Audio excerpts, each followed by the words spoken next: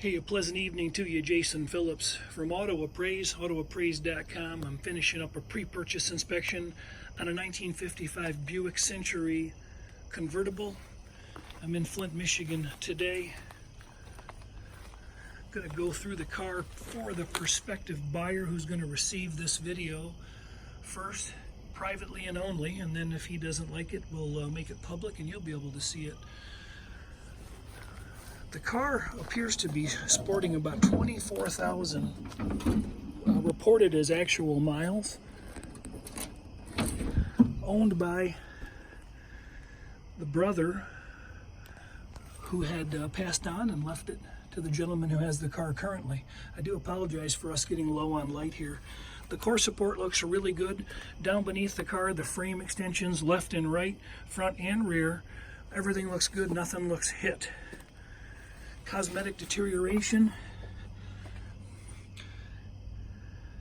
322 cubic inch Buick 90-degree V8. It's kind of cool. It's got some original stickers on it.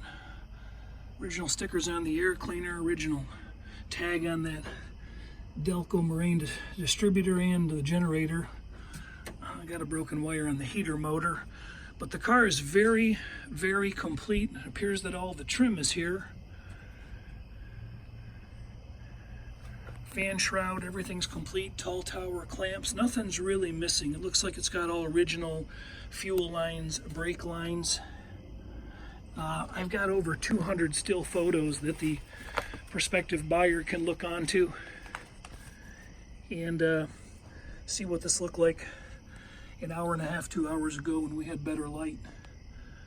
But the engine bay is very, very complete. Oil is up to par. Transmission fluid does not smell burnt. Power steering, power brakes equipped. Firewall's in nice shape. Jams are showing nice. Hood hinges need to be lubed up a bit.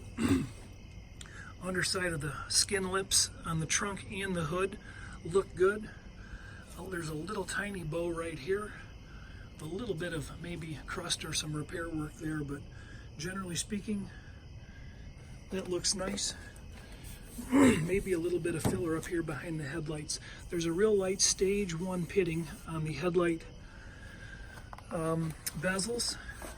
The fender, the bumper extensions and the bumpers themselves both need to be stripped and replated. Again, trim is complete and present. But those bumpers, they need to go to the plating shop. Hood's had some primered spots worked on.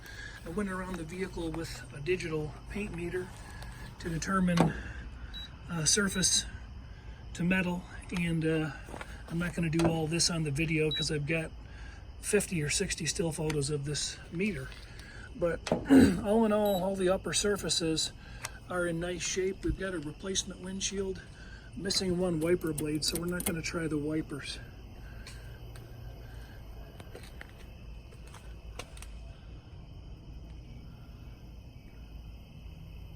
That nice end trim in the fenders. Windshield surround could be polished up without a problem. Seal is in decent shape. This is an aftermarket windshield. It's been changed. I tried to sort through it. There's a few dead bugs on it, but no major rock chips or scratches. Some stage 1 very light pitting and patina, but these could probably polish up and clean up. Mirror is loose here, but both the mirrors could polish up and clean up with a little bit of plating fade. Top is shrunk. It's going to need to be changed for more than a couple different reasons, but it's holding off the elements in the weather. All the upper belt molding trim is in place. This one's got a little bit of overspray on it from a small patch somebody was working on and didn't pull it. No major dings or dents to be discussed. No overspray on the rubber seals of the door latches. The doors open and close are really, really nice. This is a non-restored, non-frame-off car. Still photos will depict the side of the condition. The mosquitoes are starting to come out and get us.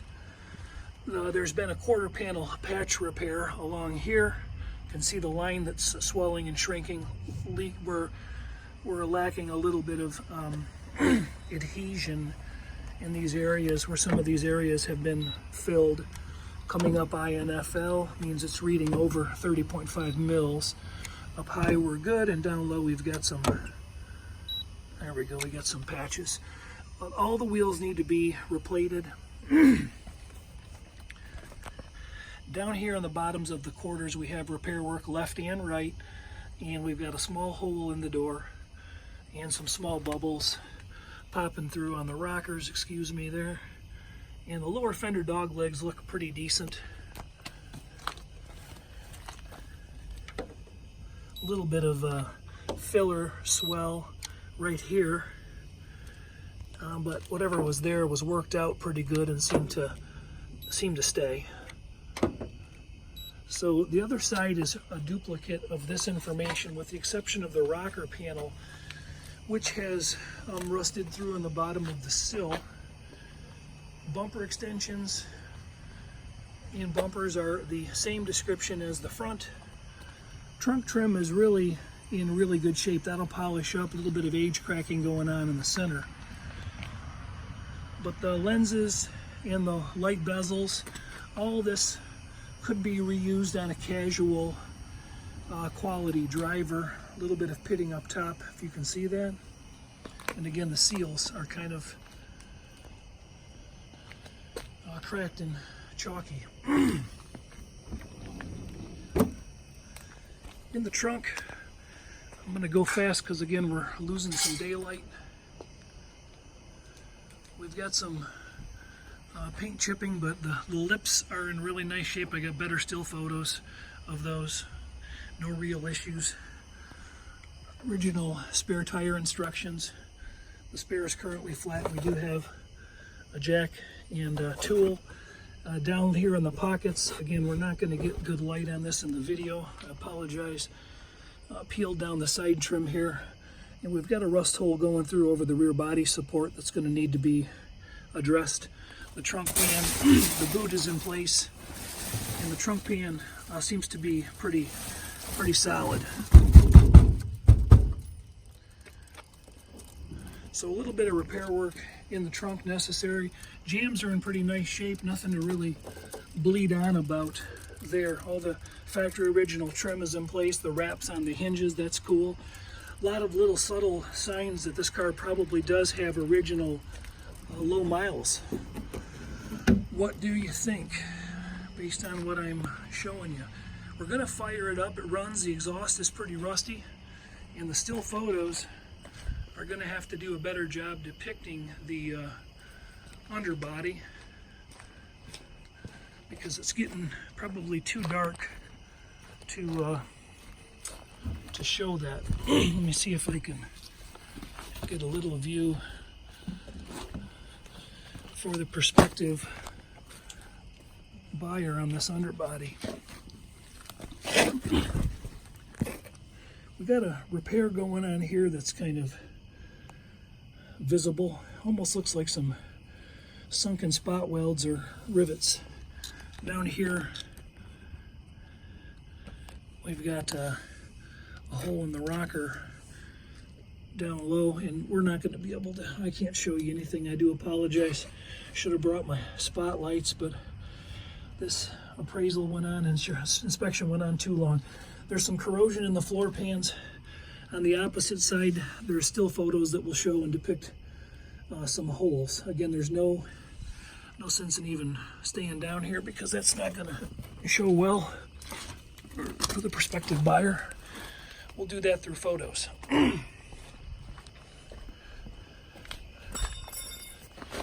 All right.